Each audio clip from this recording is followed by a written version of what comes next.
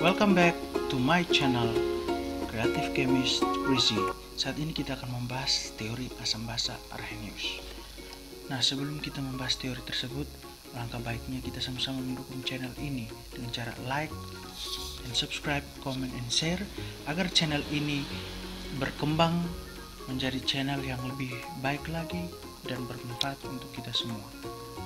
Oke, let's talk. Menurut Arrhenius, asam adalah suatu senyawa yang ketika dimasukkan ke dalam air akan terionisasi menghasilkan ion-ion H+. Sedangkan basa adalah suatu senyawa atau zat yang ketika dimasukkan ke dalam air akan terionisasi menghasilkan ion-ion OH-. Contoh senyawa asam HCl terionisasi dalam air menjadi H+ atau H3O+ tambah Cl-. Contoh senyawa asam yang lain HBr, H2SO4, CH3COOH. Contoh senyawa basa NaOH terurai menjadi Na+ dan OH-. Contoh senyawa basa yang lain adalah MgOH 2 kali, KOH, NH4OH. Kekuatan asam dan basa dalam air berbeda-beda. Kekuatan asam dan basa dalam air merupakan kemampuan suatu zat untuk melepaskan ion H+. Jadi untuk asam, kekuatan asam merupakan kemampuan suatu zat untuk melepaskan ion H+. Sedangkan kekuatan basa adalah kemampuan suatu zat untuk melepaskan ion OH- di dalam air. Suatu asam jika terionisasi sempurna, maka dia mudah melepaskan ion H+, disebut juga asam kuat. Jika tidak terionisasi sempurna, artinya dia sulit melepaskan ion H+, disebut juga asam lemah. Contoh asam kuat adalah H2SO4, HCl, HNO3, dan sebagainya. Contoh asam lemah misalnya CH3COOH, CH3, CH2, COOH, dan sebagainya. Hal yang sama juga terjadi pada senyawa basa, yaitu jika terionisasi sempurna, artinya mudah melepaskan ion OH-. Hal ini berarti senyawa tersebut merupakan basa kuat. Jika tidak terionisasi sempurna, artinya sulit melepaskan ion OH-, berarti senyawa tersebut merupakan basa lemah.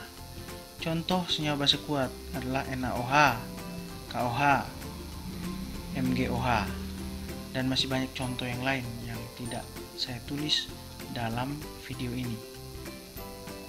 Sedangkan contoh senyawa basa lemah misalnya NH4OH. Untuk mengidentifikasi suatu senyawa itu asam atau basa dalam air, maka kita dapat menggunakan skala pH. pH merupakan ukuran atau tingkat keasaman. Dirumuskan dari konsentrasi H+, yaitu pH sama dengan min log H+.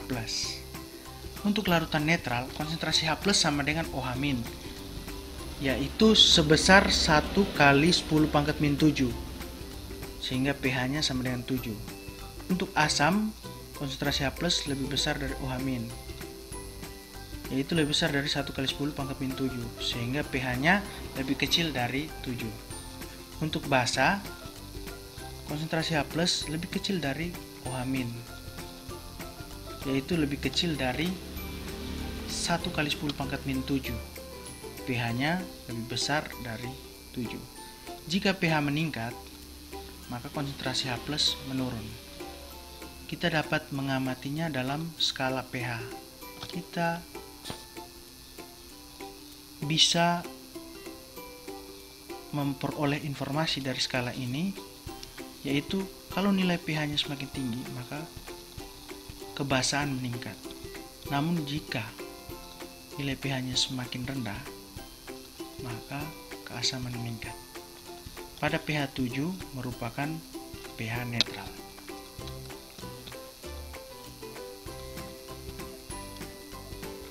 Nah, dari senyawa asam yang terionisasi, kita belum tahu apakah suatu senyawa itu asam kuat atau asam lemah, atau suatu senyawa itu basa kuat atau basa lemah kalau kita hanya memperhatikan pH-nya saja. Namun kita dapat mengidentifikasi suatu senyawa itu merupakan asam kuat atau asam lemah, atau basa kuat atau basa lemah dengan cara memperhatikan konstanta kesetimbangan asam atau konstanta kesetimbangan basa. Nah, di sini kita lihat contoh rumus persamaan penguraian asam. Ha terurai menjadi H+ tambah amin. Di sini Ka sama dengan konsentrasi H+ kali konsentrasi amin per Ha. Jika nilai Ka sangat-sangat besar, lebih besar dari 1, di mana pKa lebih kecil dari 1, maka senyawa tersebut merupakan asam kuat. Jika pKa sangat-sangat kecil menyebabkan pKa lebih besar dari 1, di mana Ka-nya sangat-sangat kecil dari 1, maka asam tersebut merupakan asam lemah. Hal yang sama terjadi untuk BOH, di mana jika nilai Kb-nya lebih besar dari 1, maka PKB akan lebih kecil dari 1 dan merupakan basa kuat. Dan jika Kb-nya lebih kecil, sangat-sangat kecil dari 1, maka PKB-nya lebih besar dari 1, disebut basa lemah. Apa arti nilai tetapan kesetimbangan Kb dan Ka? Mari kita lihat bagaimana nilai tersebut digunakan untuk menentukan suatu senyawa itu asam kuat atau asam lemah, basa kuat atau basa lemah. Mari kita lihat. Contoh HNO3 terurai menjadi H+ tambah NO3-. Ka sama dengan H+, konsentrasi H+ kali konsentrasi NO3- per konsentrasi HNO3. Nilai Ka-nya adalah 100. Artinya apa? Pembilangnya lebih besar daripada penyebut.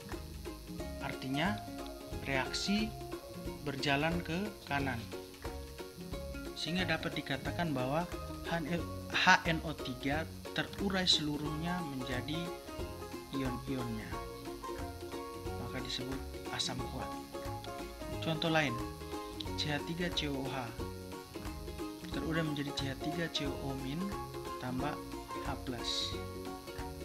Ka-nya sama dengan konsentrasi H+ kali CH3COO- per konsentrasi CH3COOH. Nilai Ka sama dengan 1,74 kali 10 pangkat min 5. Artinya apa? Artinya sangat-sangat sedikit dijumpai ion-ion H+ dan CH3COO-. Dari nilai Ka ini dapat kita peroleh informasi bahwa CH3COOH tidak terurai sempurna menjadi ion-ionnya, atau dari satu bagian CH3COOH, ion-ion yang terbentuk hanya sebesar 1,74 kali 10 pangkat min 5, atau dari bagian sebesar 1,74 kali 10.000, seluruh bagian tersebut berada dalam bentuk CH3COOH dan hanya satu bagian yang terurai menjadi ion-ionnya, sehingga asam ini merupakan asam lemah. Hal yang sama berlaku untuk nilai tetapan kesetimbangan basa atau Kb. Nah, ini ada beberapa nilai Ka dari beberapa asam. Di sini kita bisa lihat HCl 10⁻⁷, artinya dia dapat terurai sebesar 10⁻⁷ kali dari asamnya. Kemudian kita lihat di sini ada asam formit. Di sini Nilai Ka-nya adalah 1,8 kali 10 pangkat min 4. Artinya apa? Artinya sangat-sangat sedikit ion-ion HCO2- dan H+ yang dihasilkan dalam larutan.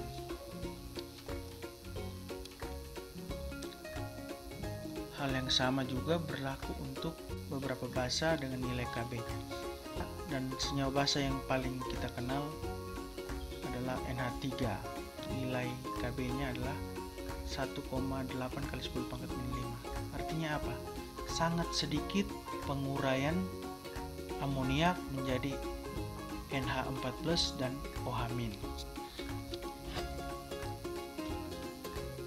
Dengan nilai-nilai tersebut, kita dapat menggunakan nilai tersebut untuk menentukan suatu senyawa itu asam kuat atau asam lemah, basa kuat atau basa lemah. Nah, di sini ada latihan soal. Tentukan yang mana senyawa yang merupakan asam kuat dan mana senyawa yang merupakan asam lemah dari senyawa-senyawa berikut ini: HCl, HBr, HCOH, dan HCN dengan Ka-nya tercantum. Dijawab, berdasarkan nilai Ka, maka dapat kita kelompokkan.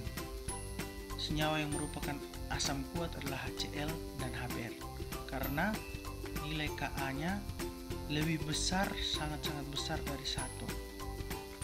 Sedangkan asam lemah adalah HCOOH dan HCN, karena nilai Ka-nya sangat-sangat kecil dari 1.